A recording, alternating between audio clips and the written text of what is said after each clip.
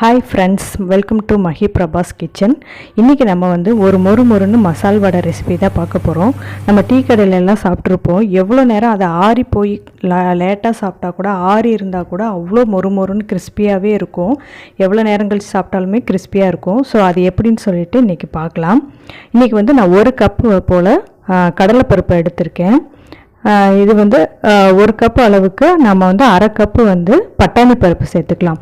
பட்டாணி பருப்பு எல்லா மளிகை கடையிலும் நமக்கு கிடைக்கும். அதுதான் இதோட சீக்ரெட். அவங்க கடலைப்பருப்புக்கு ஈக்குவல் அமௌண்ட்டாகவே பட்டாணி சேர்ப்பாங்க. நான் இன்றைக்கி 1/2 கப்பு தான் சேர்த்துருக்கேன். அதுவே நல்லா கிறிஸ்பியாக இருக்கும். ஸோ ரெண்டுத்தையும் நல்லா மிக்ஸ் பண்ணிவிட்டு நல்லா கழுவிட்டு நம்ம தண்ணி ஊற்றி ஒரு 1 ஹவர் ஊற வச்சுக்கலாம்.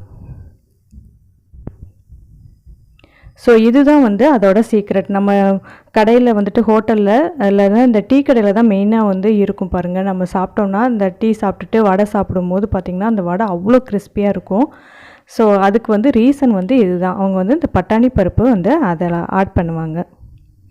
ஸோ நல்லா கழுவிட்டு 1 ஹவர் ஊற வச்சுக்கலாம். அப்போ 1 மணி நேரம் ஆயிடுச்சு. ஸோ நான் இதை மிக்ஸி ஜாரில் சேர்த்துட்டு நம்ம அரைக்கலாம். அதுக்கு கூட அரைக்கிறதுக்கு ஒரு 10 பல்லு போல் பூண்டு எடுத்திருக்கேன். அது தோலோடையே எடுத்துக்கலாம். தோலோடையே நம்ம போட்டுக்கலாம், உரிக்க தேவையில்லை. அதுக்கப்புறம் ஒரு சின்ன துண்டு இஞ்சி, அதை சின்ன சின்னதாக நம்ம கட் பண்ணி சேர்த்துக்கலாம்.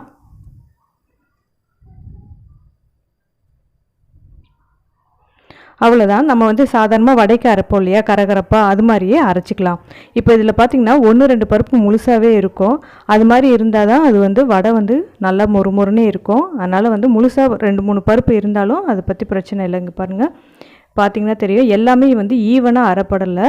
அதனால் இந்த மாதிரி இருந்தால் தான் வடை நல்லா உங்களுக்கு கிறிஸ்பியாக இருக்கும். ஸோ 1-2 பருப்பு முழுசாக இருந்தாலும் பரவாயில்ல. அதுக்கடுத்து 1 கப் வெங்காயம் ஆட் பண்ணிக்கலாம். சின்ன வெங்காயமாக இருந்தால் இன்னும் நல்லாயிருக்கும். நான் பெரிய வெங்காயமே நான் போட்டிருக்கேன். அடுத்தது 2 பச்சை மிளகாய், அப்புறம் கருவேப்பிலை கொத்தமல்லி கொஞ்சம் நிறையா போட்டுக்கலாம் நம்ம. அப்புறம் 1 ஸ்பூன் சோம்பு தான் இதுக்கு நல்ல ஒரு ஃப்ளேவர் கொடுக்கும். ஸோ அதனால் சோம்பு ஆட் பண்ணிக்கோங்க. அப்புறம் தேவையான அளவு உப்பு.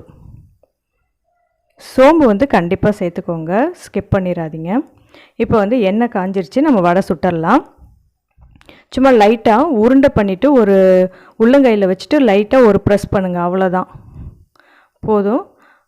இப்போ நான் சிம்மில் வச்சுட்டு தான் வடை நம்ம பொரிக்க போகிறோம். நல்லா சிம்மில் வச்சுட்டு 2 பக்கமும் நல்லா இந்த ப்ரௌன் கலராக வரும்போது திருப்பி போட்டுட்டு, அப்போ உள்ளே நல்லா வெந்துடும். அதுக்கப்புறம் ஹை ஃப்ளேமில் வச்சுட்டு நல்லா அந்த மேலெல்லாம் அந்த ஒரு நல்ல ப்ரௌன் கலர் வரும் பாருங்கள். நல்ல கலர் வரும்போது நம்ம எடுத்துக்கலாம். அப்போ நம்ம வடை ஃபுல்லாக நம்ம பொரிக்கிற வரைக்குமே நம்ம சிம்மில் வச்சு வைக்கக்கூடாது. அப்போ எண்ணெய் குடிச்சிரும். ஸோ கொஞ்சம் உள்ளே வேகிற வரைக்கும் நம்ம சிம்மில் வச்சுட்டு, அப்புறம் நம்ம கொஞ்சம் நேரம் கழிச்சிட்டு ஒரு 5 நிமிஷம் கழித்து நம்ம ஹை ஃப்ளேமில் வச்சு பொரிக்கும் போது மேலே நல்லா உங்களுக்கு கிறிஸ்பியாக இருக்கும். இதுதான் வடை நம்ம பக்குவமாக இருக்கும். ஸோ சுடுறது இதுதான் பக்குவம். ஸோ ஹை ஃப்ளேமில் வச்சுட்டு அதுக்கப்புறம் மேலே நல்லா கிறிஸ்பியாக வர வரைக்கும் நம்ம விட்டுடலாம். ஸோ நான் இப்போ ஸ்பூன் வச்சு நல்லா திருப்பி போட்டுட்ருக்கேன். இப்போ உள் பக்கமும் நல்லா வெந்திருக்கும். வெந்ததுக்கப்புறம் ஹை ஃப்ளேமில் வச்சுட்டு நல்லா அந்த கலர் வர வரைக்கும் நம்ம வெயிட் பண்ணலாம்.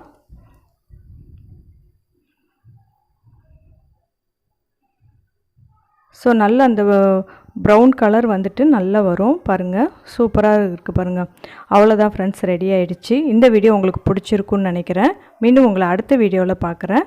ஓகே, பாய்.